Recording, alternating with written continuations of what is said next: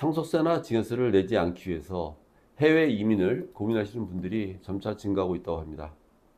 과연 해외 이민을 가게 되면 상속세나 증여세를 내지 않아도 되는 것인지, 또는 이런 해외 이민 생활이 이분들에게 행복을 가져다 줄 수 있는 것인지, 이에 대한 말씀을 드리고자 합니다.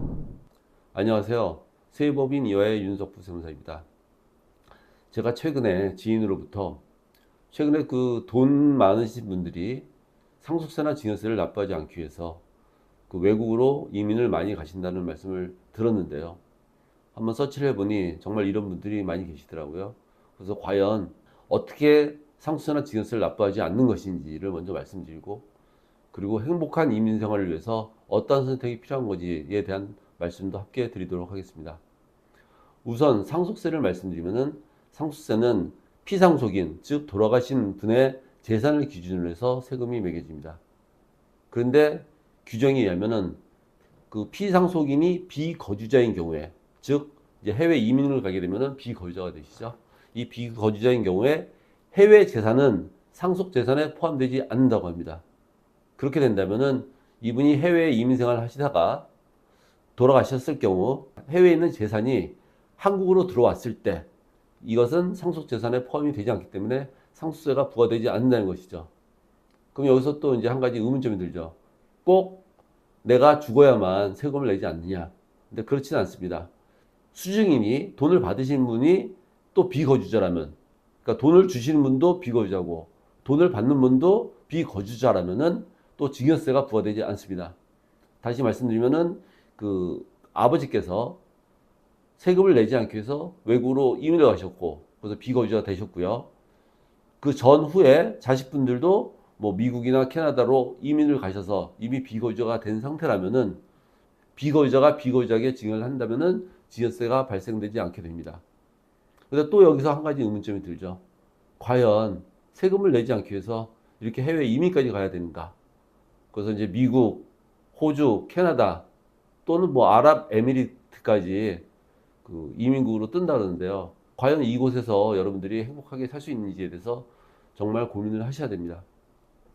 우선 그 미국이나 캐나다, 호주 같은 이 백인 위주의 국가에 가시면은 좀 인종차별을 느끼실 수 있고요. 또 생활이 무리할 수 있습니다.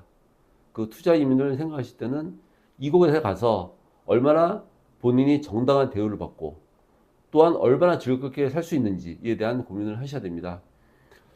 근데 제가 잘 알지 못하지만은 제가 과거 그 증권회사에 다닐 때 제가 인도네시아 해외 지사장으로 한 5년 동안 생활을 한 적이 있었는데요. 인도네시아의 예를 들면은 그 자카르타에 한국 교민들이 뭐 한 3만 명 되셔가지고 한국 커뮤니티가 굉장히 좋으시고요. 또한 그 자카르타가 인도네시아가 생각보다 굉장히 인프라가 좋습니다. 골프장도 좋고 쇼핑몰도 좋고, 그 다음에 아파트, 고급 아파트 같은 경우는 이제 뭐 한국이나 미국에 있는 고급 아파트 못지않게 굉장히 시설이 잘 돼 있는데요. 거기다가 이제 뭐 식물을 뭐 두세 명 쓸 수 있어서 그 안락한 생활을 할 수가 있고, 또 기사를 별도로 두시는 분들이 많습니다. 그 생활에 전혀 불편함이 없고요. 그래서 그 뭐 속칭 귀족과 같은 생활을 즐길 수 있고, 또 주위에 한국 분들이 많아가지고 그 커뮤니티를 통해서 별로 외롭지 않게 생활을 할 수 있고요. 더군다나 골프를 좋아하시는 분들이라면은 인도네시아 자카르타 생활은 천국이라고 말씀드릴 수 있습니다. 제가 뭐 인도네시아를 강추하는 게 아니고 제가 해외 뭐 이주 알선 업체도 아니기 때문에요.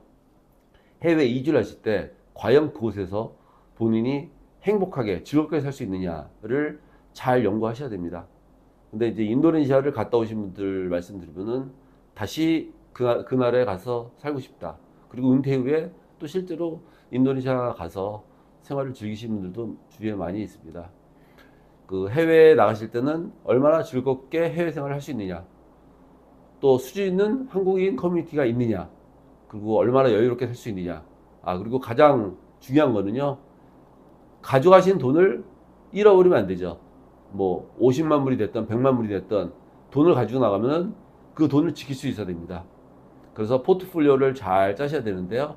일부는 아파트를 구입하고 일부는 예금에 넣고 일부는 채권에 넣고 이래가지고 그 돈을 유지하면서 이자를 받으면서 생활비를 윤택하게 쓰실 수 있어야 됩니다. 그리고 1년에 뭐 서너 달 이상은 한국으로 들어오셔서 또 한국에 있는 가족분들이나 친구분들 만나셔서 또 환담을 나누시고 정기적으로 병원 진단을 받으셔서 건강을 유지하시면 더더욱 좋겠죠. 오늘은 상속세나 증여세를 내지 않기 위해서 해외에 이민을 가는 케이스에 대해서 말씀드렸는데요. 이에 대해서 관심이 있으신 분들은 저와 함께 한번 진지하게 고민해 주시기 바랍니다. 감사합니다.